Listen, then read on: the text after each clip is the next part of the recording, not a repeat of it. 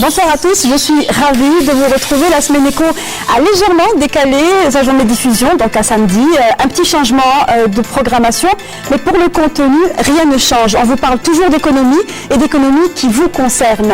Peut-on être jeune et réussir à gravir les échelons et devenir dirigeant ou patron en Algérie? C'est souvent pas gagné d'avance. L'ancienne génération a la peau dure et cède difficilement sa place dans plusieurs secteurs d'activité.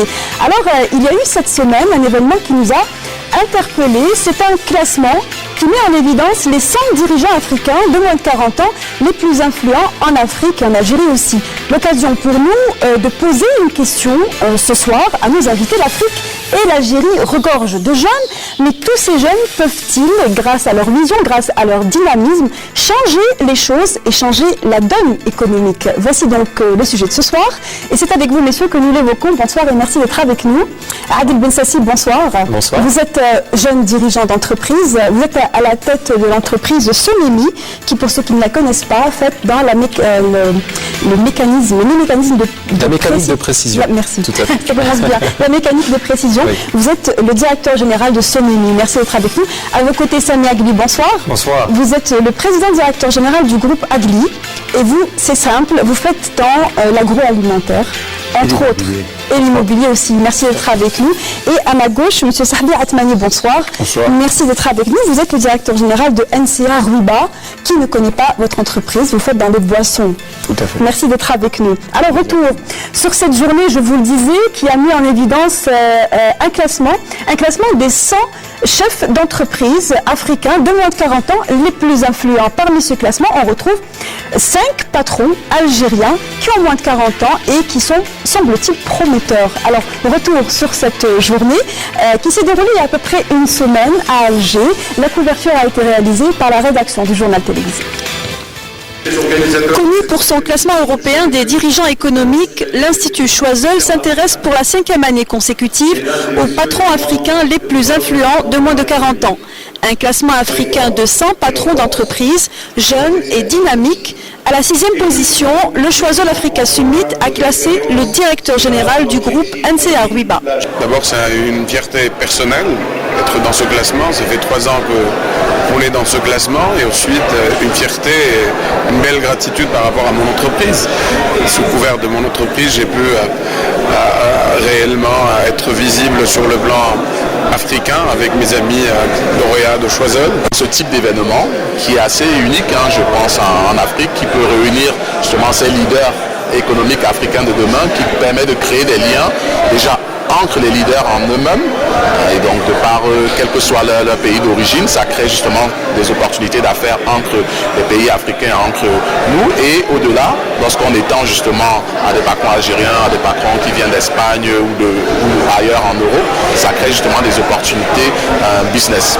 Le classement continental compte en tout 6 patrons d'entreprises algériens intéressés par les échanges.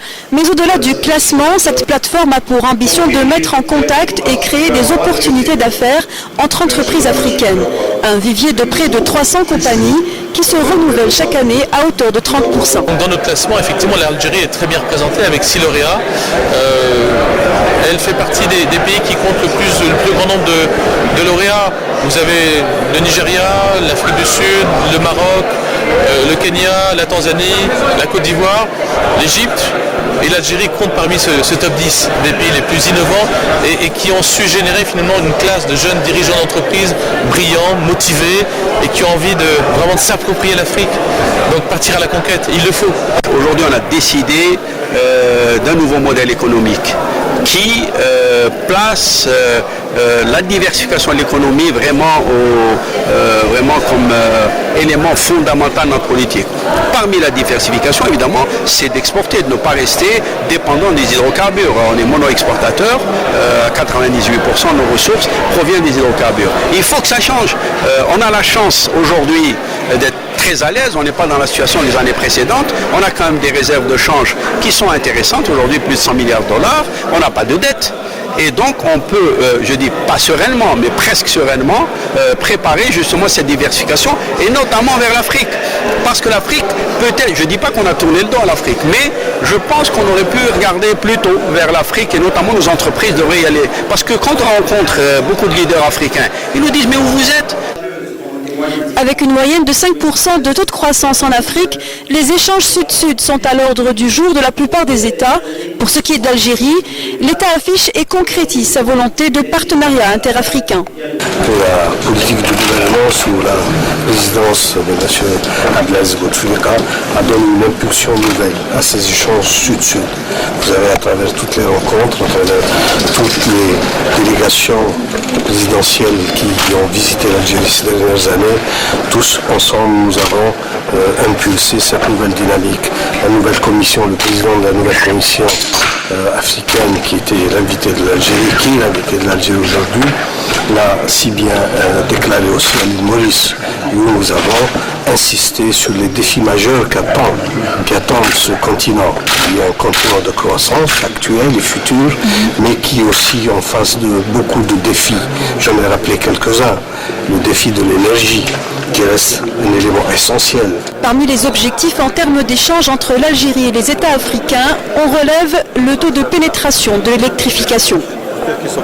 On avance très bien.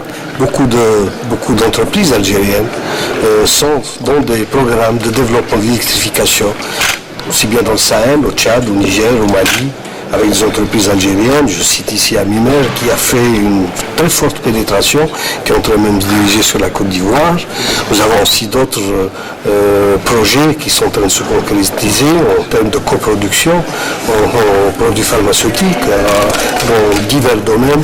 Ceci est un enjeu pour nous.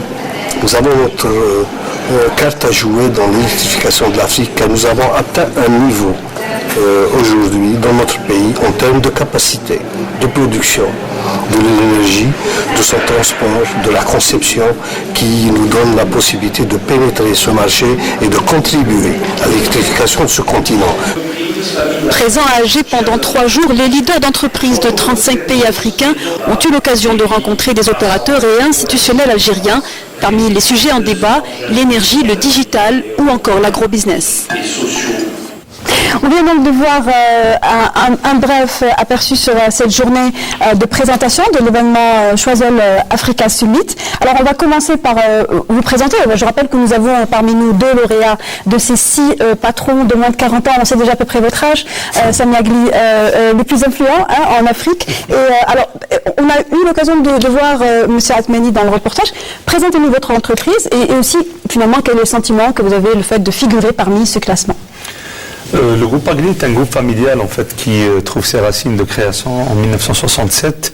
Nous sommes présents principalement dans le domaine de l'agro-industrie, en amont et en aval des activités, des céréales, silos portuaires, minoterie, semoulerie, biscuiterie.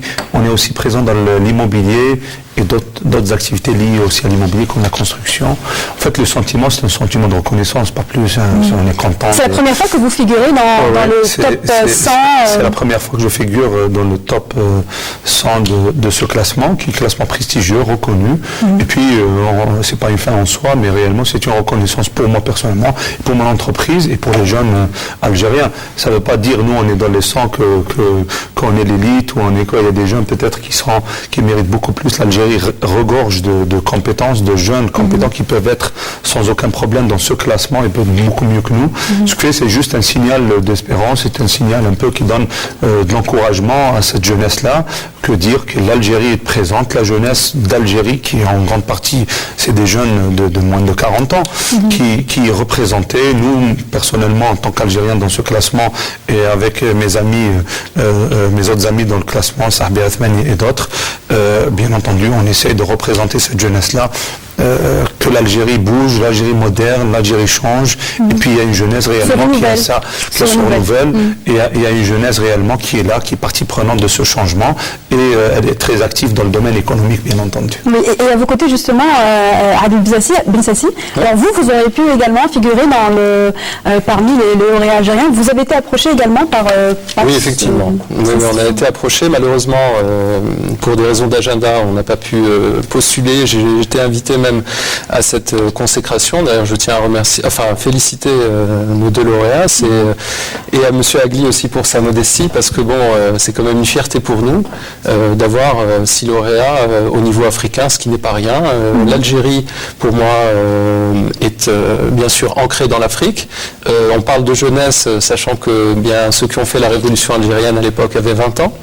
Nous avons eu l'occasion de voir cette semaine un documentaire sur Alger, un petit peu la capitale ou la Mecque des révolutionnaires.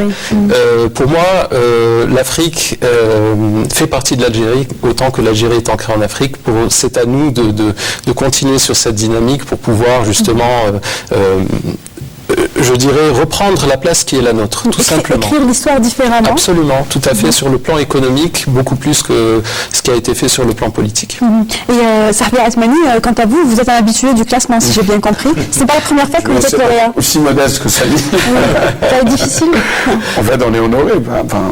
Je suis honoré d'être parmi d'autres Algériens. J'espère qu'on a ouvert la voie et qu'il y aura d'autres jeunes à qui on va servir d'aspiration et d'inspiration aussi. Pour ce classement, c'est une tribune algérienne. Cette semaine, on a porté le drapeau algérien, on a habillé notre cher pays par des couleurs africaines. Et aujourd'hui, comme vous le dites si bien, il est temps que l'Algérie reprenne sa position qui est la sienne au sein de ce continent. Alors justement, nous avons appris au niveau de cet événement que vous, et également peut-être aussi vous allez me le dire, vous avez beaucoup insisté pour que cette 5e édition se tienne à Alger. Pourquoi avoir mis autant d'énergie finalement pour que ça se passe à Alger? Rappelons que la précédente édition s'est passée au Caire, c'est bien ça? Absolument. On tenait à ce que ça se tienne à Alger parce que si Choiseul s'organise à Alger, c'est l'Algérie on va mettre toutes les lumières sur l'Algérie. Comme disait Samy, il ne s'agit pas de mettre les lumières sur soi, c'est vrai que c'est une consécration, etc. Mais c'est avant tout, il faut qu'il y ait une finalité derrière, que ça fasse partie d'un vrai projet. Notre projet aujourd'hui, c'est de pousser notre cher pays à reprendre une position stratégique en Afrique, et ce genre d'événement est réellement un booster pour ces démarches, cette dynamique. Il y a plein d'autres Algériens, vous parliez de diaspora aussi, beaucoup d'autres Algériens qui sont dans le classement, qui sont dans d'autres pays et qui font tout aujourd'hui, un travail un peu en arrière-plan de ce sommet pour trouver des initiatives et pour proposer de vraies solutions pour qu'on puisse réellement rayonner sur le continent. Le fait de l'avoir organisé en Algérie, il y a beaucoup de gens qui sont venus pour la première fois, il y a des gens qui ont fait 20 heures de vol pour venir, des jeunes lauréats qui sont venus d'Afrique du Sud et d'ailleurs dans le monde, qui sont venus des États-Unis. En Algérie, voilà. Ça aussi, ça mérite un petit débat, mais ils sont repartis tous très agréablement surpris, ils sont charmés, ils veulent revenir et ils vont certainement parler très positivement de l'Algérie, et c'est le but. Comment vous évaluez le degré d'implication des institutionnels? On a vu la présence de 2 ministres algériens, 2 ministres africains aussi. Ce classement a besoin d'être, on va dire, vu, suivi par les politiques, parce que il s'agit aussi de ça. Bien entendu, nous, l'initiative de Sahbi et moi, c'est un peu d'organiser cet événement. On a insisté en Égypte et on a même annoncé, sans avoir déjà mis en place le programme, que le prochain devait se faire avant le mois de juin. Et on l'a réussi, mais bien entendu, pour répondre à votre question, on n'a pas réussi tout seul. Il y a eu le soutien, et d'ailleurs on tient à les remercier à partir de cette tribune. On remercie le ministère des Affaires étrangères qui a mobilisé toutes leurs ressources et leurs moyens et leurs forces pour nous donner les visas à temps. On a même donné des visas au niveau de l'aéroport d'Alger. Je pense, c'est vraiment un message important.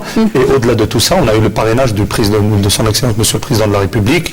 En fait, tout ça, c'est de la symbolique que le gouvernement et même cette action et l'organisation de cet événement, ça va un peu dans la continuité de la volonté politique de revenir en force vers l'Afrique.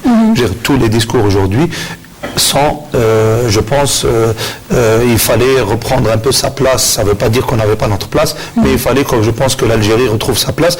Et on découvre que nous avons une grande place en Afrique quand on voyage là-bas.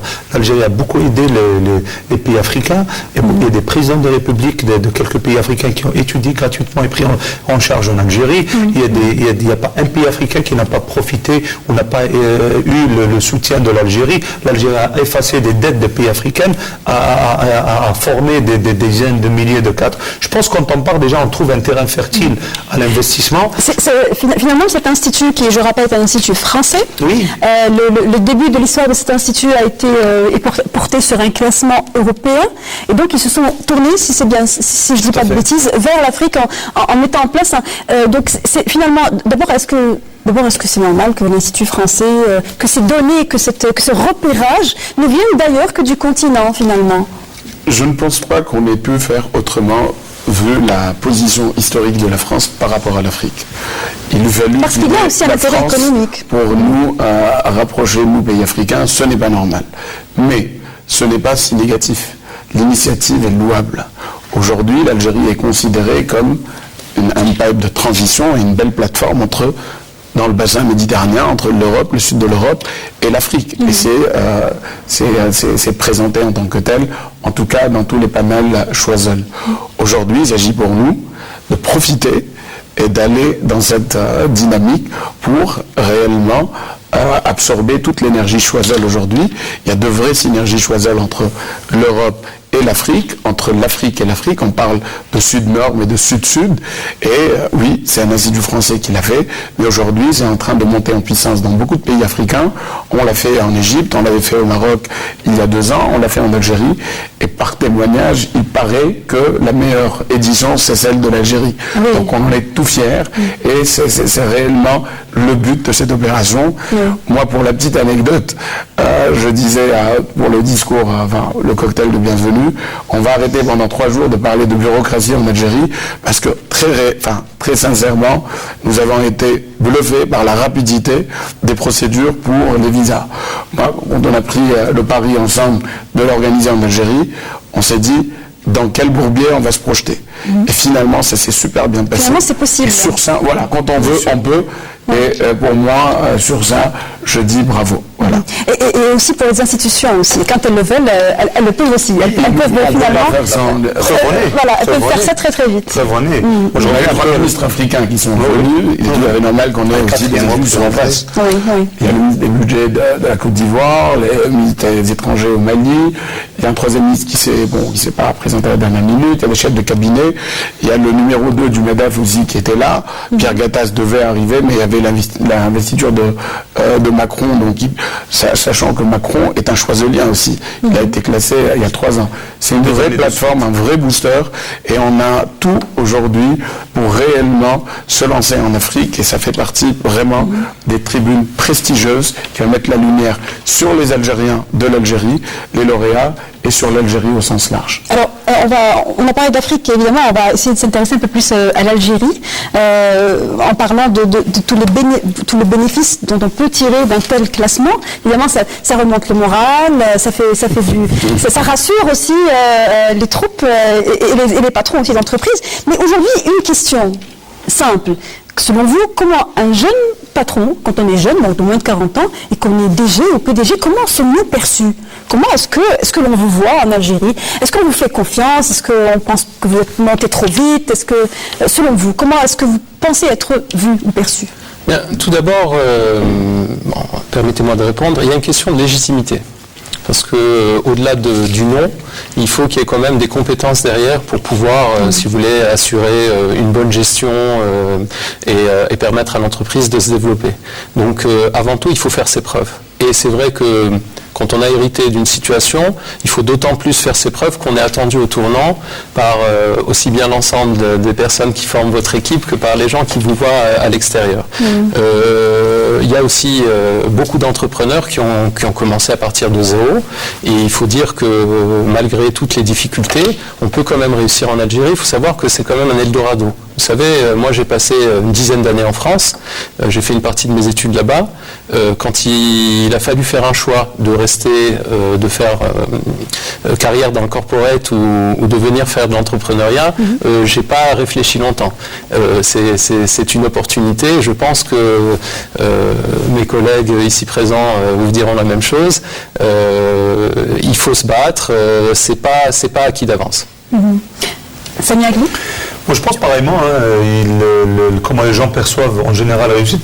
Quand quand on réussit sur des bases solides, je pense on attire un peu on devient un exemple à suivre, on a une reconnaissance par rapport à ça.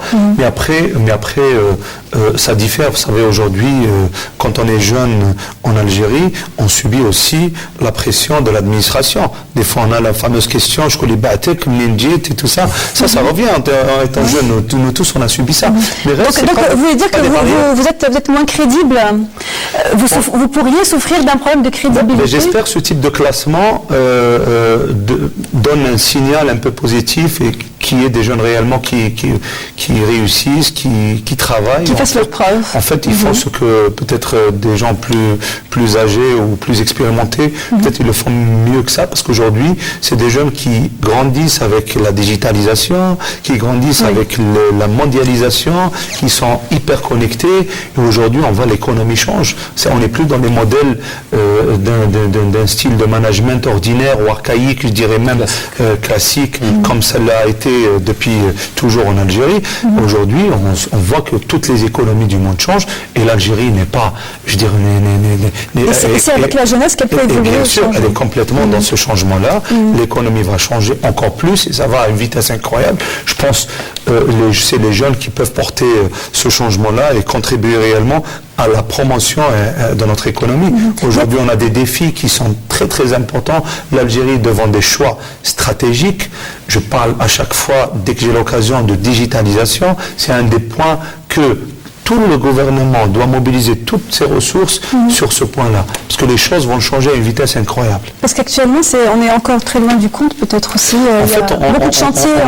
Il y a des choses qui se font, mais réellement, je prends l'exemple, par exemple, de la réforme bancaire. Aujourd'hui, on ne peut pas prétendre aller en Afrique et investir ou exporter si on n'a pas la réforme bancaire qui nous suit.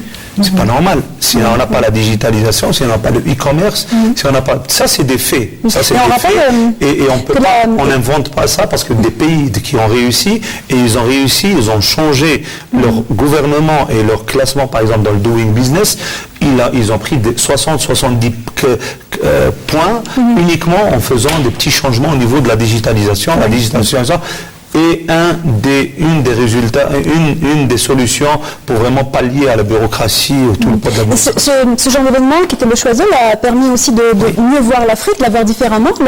La représentante du principal patronat du Kenya disait que la télédéclaration des impôts se faisait en télé, c'est-à-dire qu'elle se faisait à distance par Internet. Ce qui en a étonné plus d'un, on imagine que c'est dans ce pays-là. Vous avez plusieurs modèles.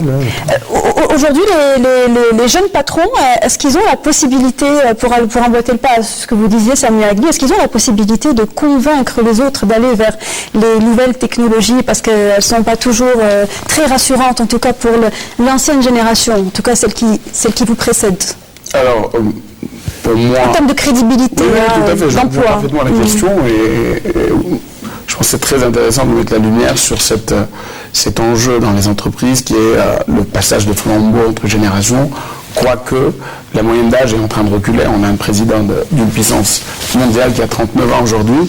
C'est un peu has-been de parler de moins de 40 ans. Je pense qu'on est... Il y a des patrons de 25 ans. mais aujourd'hui, comme on le disait tout à l'heure entre nous, le sujet de l'entreprise familiale revient souvent. Quand on parle de légitimité, on parle de méritocratie, on parle de gouvernance et d'alternance aussi. Vous l'avez cité. C'est là où on devrait... peut-être trouver donner un peu le chemin de fer pour que les entreprises passent ce cap générationnel d'une manière sereine. On a vu un taux de mortalité très important en Algérie les 5 dernières années sur les entreprises familiales qui n'ont pas passé le flambeau d'une manière adéquate. On le voit autour de nous, il y a d'autres qui ont très très bien réussi.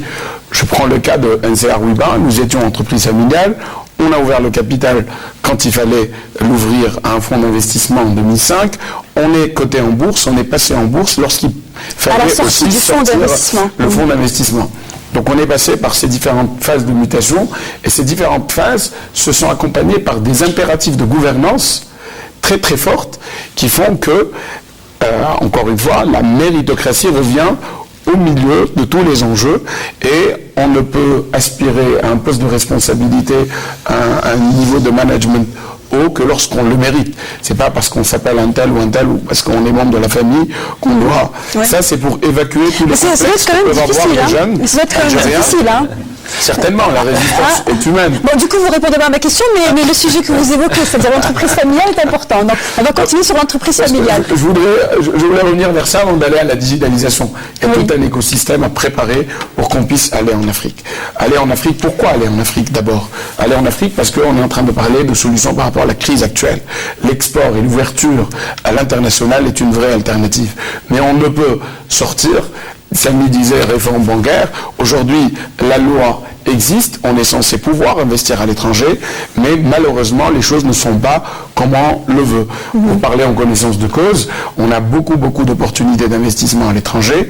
Nous sommes en train encore dans le process de convaincre pour pouvoir rassurer et aller, on va dire, internationaliser les PME algériennes. On a un gros mouvement de mondialisation, il y a un mouvement de consolidation, les multinationales colocalisent, elles existent partout, on ne peut pas se défendre, on ne peut pas résister si on reste petit, cloîtré, en autarcie complète. Alors justement, voilà. Cet écosystème est important pour nous. Est-ce que pour l'instant, on va dire la majorité, pas toutes, reste cloîtrée sur elle-même, de par le type d'entreprise, familiale, non familiale, ou bien de par justement cette question générationnelle, puisqu'on est dans le thème? Alors, il y a deux choses. D'abord, je ne pense pas que ce soit vraiment un choix qui soit fait de façon arbitraire. Nous sommes dans un pays, nous dans le domaine de la mécanique de précision, où quasiment tous les besoins sont importés. Donc vous comprenez bien que pour une entreprise qui investit dans le secteur, il s'agit tout d'abord de donner la priorité au marché local, ce qui est tout à fait naturel.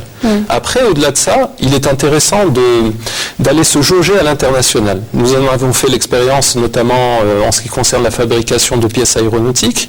C'est un petit peu cette expérience qui nous a permis... Rappelez que vous êtes la seule entreprise qui fournissait... Nous sommes effectivement la première et actuellement la seule entreprise qui fournit des pièces aéronautiques, notamment nous avons fabriqué des éléments de train d'atterrissage pour Airbus. Voilà, à travers un partenariat avec une société française. Ça s'est fait au travers d'une sélection de beaucoup d'entreprises sur le Maghreb. Nous avons été sélectionnés, on a eu cette chance-là et ça nous a permis tout d'abord de faire un bond qualitatif parce que les exigences du secteur de l'aéronautique sont les plus drastiques qui puissent exister dans le monde et c'est pour ça qu'on a fait de l'avion le moyen le plus sûr. Et ça nous a permis aussi de nous jauger, de savoir ce qu'on valait sur la place internationale parce qu'en face de vous, vous avez des entreprises indiennes, chinoises, turques, américaines, brésiliennes, etc. Donc je pense que toute entreprise, c'est le marché qui commande, mais toute entreprise se doit quand même d'avoir une vision vers l'international, comme le disait mon ami il y a quelques instants. C'est important de ne pas rester cloîtré dans son marché en étant sûr que rien ne va se passer, parce que c'est ce qu'on appelle une mort lente. C'est-à-dire qu'on va s'asseoir sur ses acquis. Le caractère de l'entreprise familiale n'est-il pas un frein justement par rapport à cette obligation qui est faite de se mettre dans des standards de management Alors chaque entreprise est unique. Je vais parler de la mienne. Moi j'ai eu cette chance d'avoir, si vous voulez, un père qui n'a pas été invasif au niveau des affaires, donc qui m'a donné la responsabilité. Vous savez, j'ai été directeur général à l'âge de 23 ans dans une société où la moyenne d'âge était de 40 ans. Donc il a fallu gérer... J'étais le plus jeune de l'entreprise en fait, donc il a fallu gérer tout ce personnel. Dieu merci, on a réussi à travers justement cette stratégie que j'ai pu mettre en place librement. Après, il est vrai que dans une entreprise familiale, s'il y a des blocages à certains niveaux, il faudrait peut-être revoir au niveau de l'organigramme que chacun soit bien mis dans son champ de compétences, c'est-à-dire la bonne personne au bon poste. Que l'entreprise, que sa gestion n'empiète pas sur les relations familiales. Absolument, et c'est difficile. C'est délicat. Mais d'un autre côté, vous savez très bien, 80% des entreprises, comme on le disait tout à l'heure, sont des entreprises familiales à la base, et tous les grands noms des grandes entreprises internationales sont à la base des entreprises familiales. Samy Agli ? En fait, je rejoins ce qui a été dit.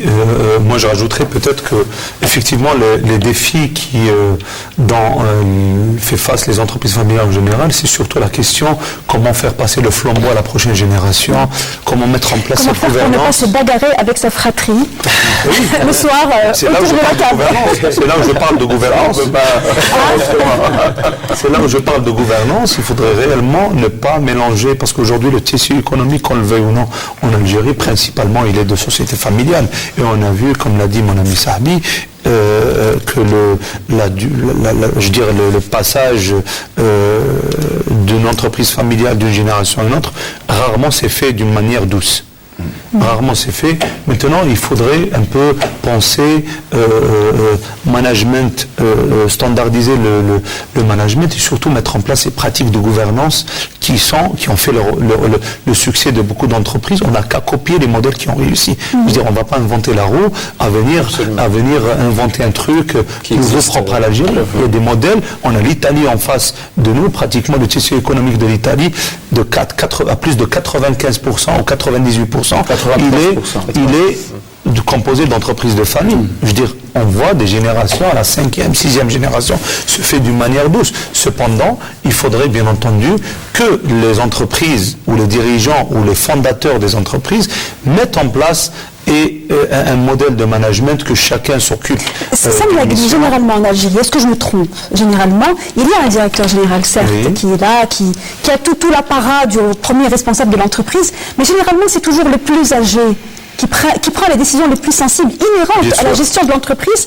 Ce ne sont pas toujours les décisions les plus justes, mais elles sont prises car il y a un droit d'aînesse. Et on revient à cette question d'âge et de crédibilité. On revient toujours au patriarche. C'est vrai qu'on a, nous, déjà, on a le poids de la tradition algérienne, qu'on respecte toujours l'aîné, et ça, on le retrouve. L'erreur, c'est que je pense qu'il faudrait faire la séparation entre notre quotidien et notre quotidien professionnel.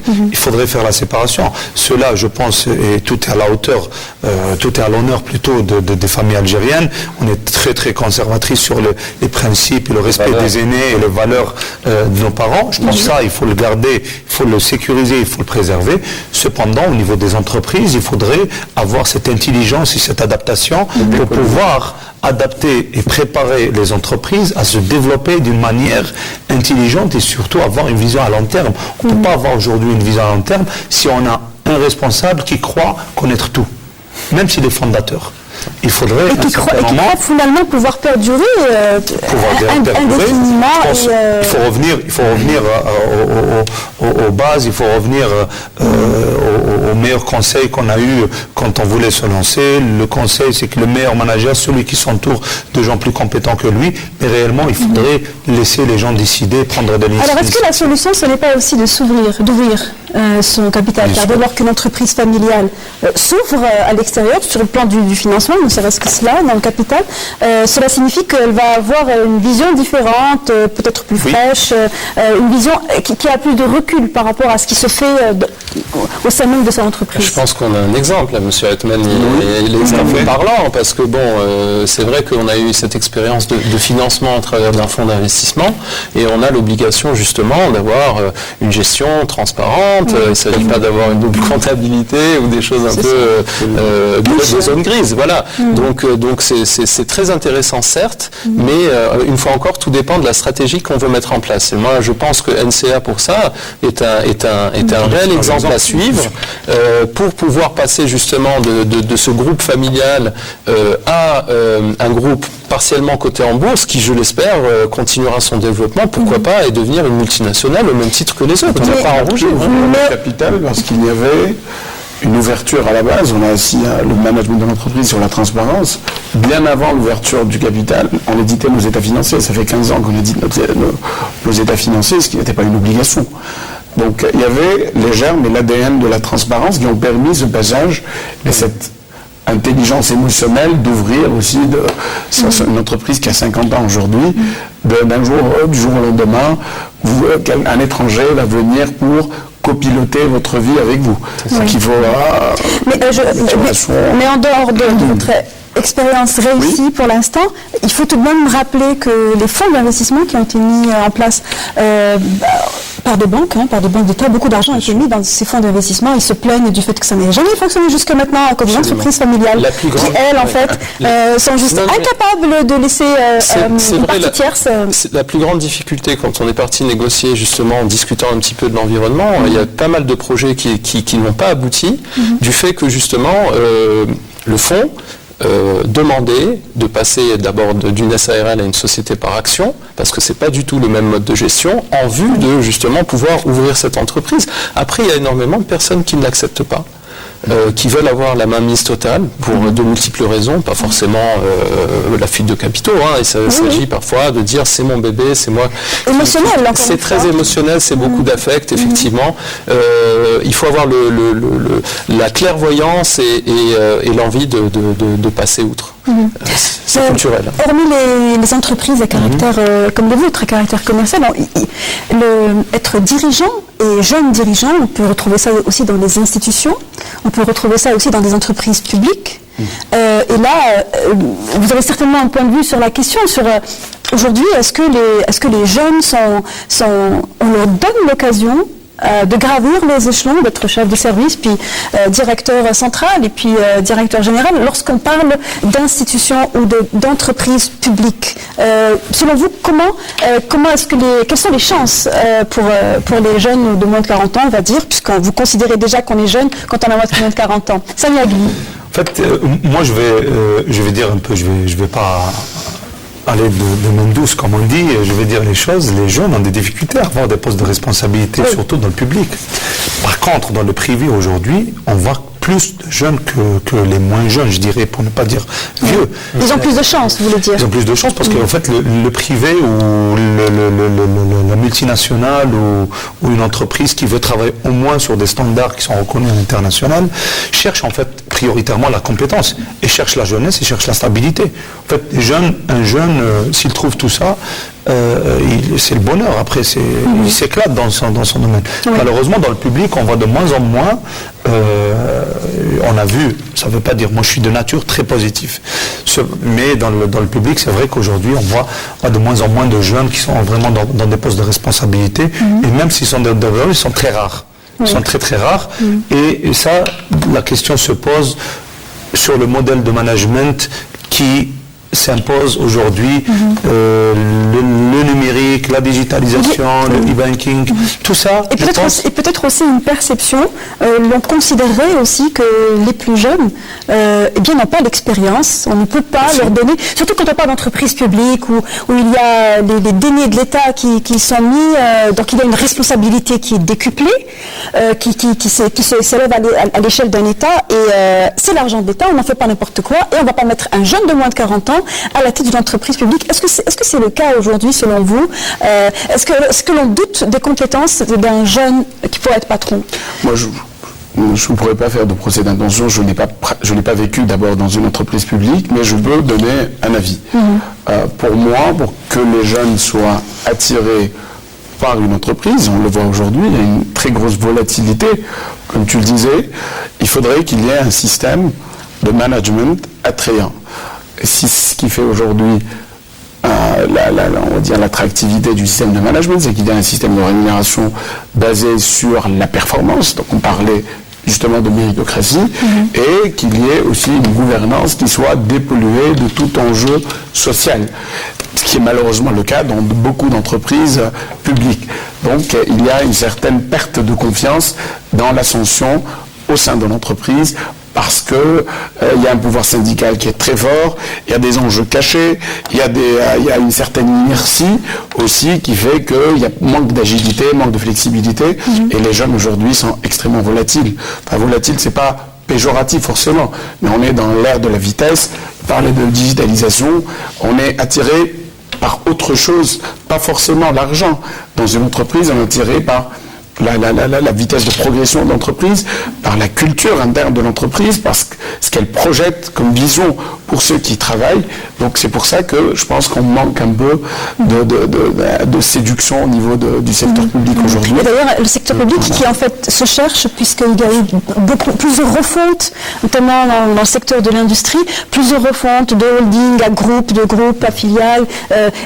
Tout cela signifie qu'il y a un effort qui est fait pour refaire le système managérial. Je ne sais pas si vous l'aurez remarqué, j'ai eu le plaisir et l'honneur de participer à l'émission sur le secteur de l'automobile et la sous-traitance. Sur votre chaîne. Oui, absolument. Le représentant du ministère de l'Industrie était quelqu'un d'assez jeune et j'ai remarqué que dans beaucoup de ministères, nos ministres savent s'entourer des compétences et donc de ces jeunes ou moins jeunes, mais c'est-à-dire que là, l'âge n'a plus trop d'importance, il s'agit de savoir qu'est-ce qu'on sait faire. Voilà, absolument. Alors en ce qui concerne le secteur de l'État, je partage tout à fait ton point de vue. Moi, je ne suis pas ni fonctionnaire, j'ai pas eu cette expérience. Mais vous avez affaire, par rapport à ça, entreprises. Oui, on a affaire à des entreprises. Il y a ce souci de méritocratie, c'est-à-dire qu'on ne devient pas responsable par l'ancienneté. Mais on le devient par rapport au fait qu'on ait pris en charge un certain nombre de dossiers, qu'on ait fait avancer les choses. Je pense qu'il faut focaliser surtout là-dessus. Il ne faut pas que ce soit une gestion qui soit polluée par du politique ou du social, comme disait Sahbi. Et puis, il faut aussi considérer une chose, c'est le cadre légal. On parle beaucoup de dépénalisation de l'acte de gestion, donc il y a une grande responsabilité. Et il n'est pas pour autant dit que si la personne est moins jeune, elle est moins compétente. Au contraire, on a vu heureusement beaucoup de cadres supérieurs qui se sont adaptés justement à cette nouvelle économie, à cette accélération. Donc il faudrait, et là c'est à nos dirigeants de prendre un petit peu cette décision, détacher ces entreprises au-delà de cette restructuration qui est extrêmement positive et j'espère bénéfique, de les détacher un petit peu de leur tutelle et de faire uniquement du management par objectif. Et c'est beaucoup plus facile par la performance de juger si la personne a été à la hauteur ou pas. Et tout cela, c'est justement un contexte, c'est un climat qui peut attirer ou pas les compétences, l'Afrique, puisqu'on en parle, l'autre défi de l'Afrique et de l'Algérie aussi, c'est de ramener à nouveau ces jeunes diplômés. On se targue souvent de dire que l'Algérie est un pays très jeune, mais beaucoup de jeunes partent à l'étranger d'abord pour se former, mais ils y restent souvent, donc il y a un problème de fuite de cerveau qui existe également dans d'autres pays africains. Nous avons rencontré à l'occasion de cet événement du Choiseul Summit Africa le ministre du budget de la Côte d'Ivoire qui justement évoque cette problématique et pense que les États africains devraient s'y intéresser et s'y pencher avec beaucoup de sérieux. On écoute le ministre du budget de la Côte d'Ivoire. Il y a un défi majeur, c'est celui de la transition démographique. D'ici 2050, nous devons créer 800 millions d'emplois pour nos jeunes. 800 millions, c'est un chiffre qui est énorme. Et cette création d'emplois ne peut se faire qu'avec la participation du secteur privé. Et qui dit secteur privé dit aussi la création de PME et la création d'entrepreneurs. D'entrepreneurs qui peuvent être dans nos pays, mais qui peuvent aussi provenir de la diaspora. Donc la question du retour de la diaspora et de la participation de la diaspora au développement de nos économies est importante et capitale. Et j'avoue que moi-même, je fais partie de cela. Il y a quelques années encore, j'étais à Londres en banque d'affaires, j'étais chez Goldman Sachs et j'ai décidé il y a 5 ans, sous l'impulsion du président Ouattara, de rentrer en Côte d'Ivoire pour me mettre au service de mon pays. Et ces initiatives doivent être encouragées. Et le plus important pour les gouvernements, c'est de créer le cadre de sorte à ce que nos jeunes diplômés, nos jeunes de la diaspora puissent effectivement rentrer et participer à ce développement-là. C'est un enjeu majeur. On vient donc d'écouter le ministre du budget de la Côte d'Ivoire. Il nous interpelle parce qu'il parle des efforts que fait son État pour ramener les jeunes de la diaspora donc, vers le pays. Et il en atteste puisqu'il est lui-même issu de la diaspora, puisqu'il était à Londres il y a quelques années. Et un ministre du budget qui dit qu'il a été chez Goldman Sachs, c'est assez particulier. Donc on tenait à le diffuser. Est-ce que vous pensez que l'environnement en Algérie est propice pour ramener les tel que vous l'avez fait, ramener la diaspora algérienne vers l'Algérie pour investir, pour travailler Allez-y, Adel Bissi. Pardon. C'est un excellent exemple. Je pense que quand on a une impulsion du côté des responsables politiques, comme c'est le cas en Côte d'Ivoire, il est évident que le signal est clair de dire à la diaspora, voilà, on compte sur vous, vous êtes une richesse, vous êtes un plus, vous êtes un levier pour notre croissance et le développement du pays. Je pense que c'est à nous aussi d'aller dans ce sens-là. Après, bon, il y a le volet politique réglementaire, où c'est vrai que bon, on ne peut pas accéder à tous les postes lorsqu'on est binational, mais pour l'environnement des affaires, je pense qu'il y a beaucoup de choses à faire. Enfin, il y a beaucoup de choses qui sont en train de changer. Mais je rappelle une chose, la diaspora, c'est aussi des gens qui n'ont pas forcément vécu en Algérie et qui sont très intéressés par les opportunités d'affaires en Algérie. Ce sont des personnes d'origine algérienne. Absolument. Et quand l'environnement est favorable, il l'est aussi bien pour la diaspora que pour les investisseurs étrangers. C'est-à-dire qu'il faut aussi qu'ils aient un cadre de vie qui soit un minimum agréable. Je vous rappelle qu'il y a quelques années, Daewoo devait installer une usine d'assemblage de véhicules et quand on leur a posé la question au président de l'époque, quelle était la difficulté qui a fait que de Daewoo, il a simplement répondu qu'il n'y avait pas de golf à Alger. Alors au début, je n'avais pas compris pourquoi il voulait venir jouer au golf. Le sport. Absolument. D'accord. Mais tout était dit pour dire, voilà, si vous voulez qu'il y ait justement cette diaspora de personnes vraiment très hautement qualifiées, il faut aussi qu'il y ait un environnement social où les gens puissent vivre, sortir, les enfants aller à l'école, pratiquer un certain nombre de sports pour pouvoir justement attirer, parce que c'est réellement une richesse. Il y a 7 millions d'Algériens qui vivent à l'étranger. La majorité, croyez-moi, sont des gens réellement compétents et hyper connectés qui peuvent apporter beaucoup. Surtout. Absolument. Tout à fait. Souvent des profils internationaux.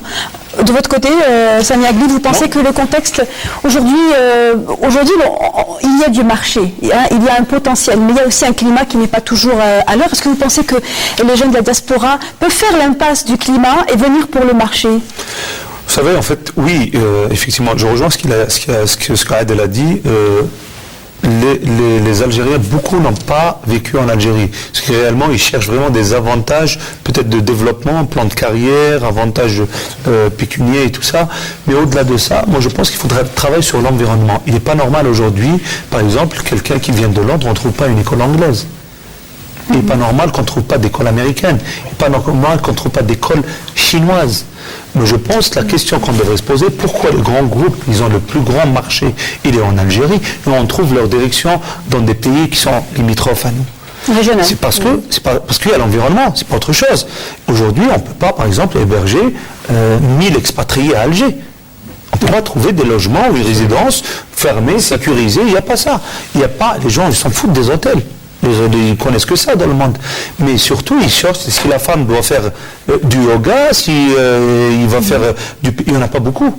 Ça, c'est la grosse question. Il faudrait faire un énorme travail. Moi, j'ai eu l'occasion de discuter avec un de nos responsables et j'avais discuté de ça. On lui a dit, on va faire un jeu de rôle. On va faire un jeu de rôle. Vous avez un grand PDG de Bill Gates ou qui veut venir en Algérie. Il va vous appeler, il vous dit, moi, je veux faire chez vous un centre d'excellence. Je vous envoie 5000 de mes meilleurs cadres. Ils sont surpayés et tout ça. Qu'est-ce que vous avez à me proposer? On n'a rien proposé par rapport à ça. Il faudrait faire un gros travail de base pour pouvoir réceptionner déjà les Algériens, sans parler des étrangers. Vous imaginez si vous avez un Japonais ou des Chinois qui vont venir vivre ici, où ils vont mettre leurs enfants. Et je pense que nos voisins ont compris ça il y a longtemps. Il n'y a pas aujourd'hui, rien ne se cache. Vous savez, Internet, tout se médiatise. Il faudrait prendre des exemples qui en fait. Il faut aussi pouvoir les payer mieux que les locaux. Aussi, j'imagine. Il faut avoir aussi les moyens de ramener. Parce que vous dites, votre jeu de rôle, là, il fait peur un petit peu. Il y a certainement des gens qui nous regardent et qui souhaiteraient avoir des postes d'emploi. Si vous invitez 5000 expats à venir en Algérie, vous n'allez pas se faire beaucoup d'amis. Dans l'oil and gas, vous en avez plus. Vous en avez plus dans l'oil and gas. Et si on parle de relance économique d'un pays comme l'Algérie, c'est un secteur particulier, les hydrocarbures. C'est un secteur besoin de partenariats inévitablement. Je vais aller dans votre sens. Nous avons des expatriés, des milliers d'expatriés qui travaillent dans les régions de Sonatrach. Et ces gens-là, une fois qu'ils terminent leur travail, prennent des vols directs pour revenir à leur pays d'origine, alors que c'est vrai qu'effectivement, ils sont dans un environnement très hostile, ils sont au milieu du désert. Mais ils pourraient venir à Alger, ramener leur famille, ils pourraient venir sur la côte nord, ramener leur famille, passer quelques jours sans avoir forcément automatiquement... Ça rebooste aussi indirectement l'économie. Vous savez que l'immobilier, s'ils vont louer des maisons, les écoles privées ils vont payer, ils vont louer des voitures. C'est un gros. On a vu des cadres, bon, j'en ai rencontré des dizaines, des cadres qui travaillent du dimanche au mercredi soir, ils prennent l'avion, ils partent dans des pays qui sont à côté pour rejoindre leur famille. Et leur business principal, il est en Algérie. Ça, c'était fait. Je pense qu'il faut suivre toujours des exemples. Il faut suivre des exemples qui ont fait leurs preuves. Et on n'invente pas la roue. Sarbi Atmani ? Moi, je pense qu'on est au moins aligné autour de cette table pour dire que la diaspora est une richesse extrêmement précieuse pour l'Algérie.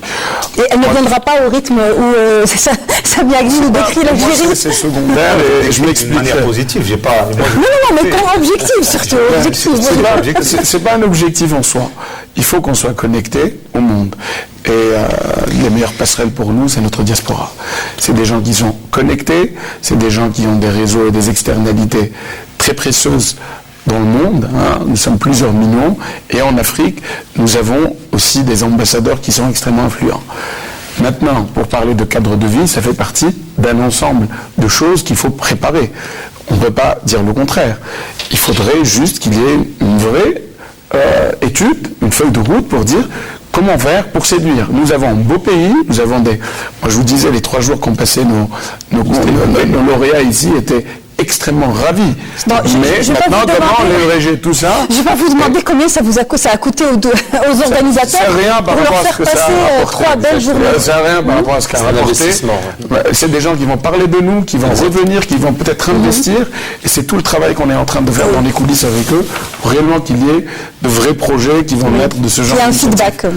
En tout état de cause, vous ne pouvez pas ramener des compétences hautement qualifiées d'étrangers dans un secteur public qui ne paye pas bien. Je ne voulais pas le dire tout à l'heure, mais il y a une vraie dichotomie entre ce qu'on veut faire et ce qu'on est en train de faire au niveau ne serait-ce que du système de rémunération. Le secteur public emploie rarement des profils internationaux. Parce que... Ça s'est fait chez Jay-Z, mais parce que historiquement, c'était à la base une entreprise publique. Je crois que le PDG de Jay-Z appartient maintenant à l'État, pour partiellement. Mais je pense que voilà, c'est un exemple qu'on pourrait éventuellement... Mais il n'y a pas que les étrangers, une fois encore. Il y a des Algériens qui sont fortement compétents. On parle de profils internationaux. Oui, absolument. Une dernière question avant de rendre l'antenne. On commence par vous, Samia Agli. Quel premier préalable mettre en place pour attirer la diaspora? Il faut bien parler de l'Algérie. Les gens ne connaissent pas l'Algérie. Ce qu'on a découvert, on a eu cette chance quand on a organisé l'événement Choiseul à Alger, qui est une totale réussite, il faut le dire. Et insister sur ça. Les gens ne connaissent pas l'Algérie. Ils sont partis émerveillés.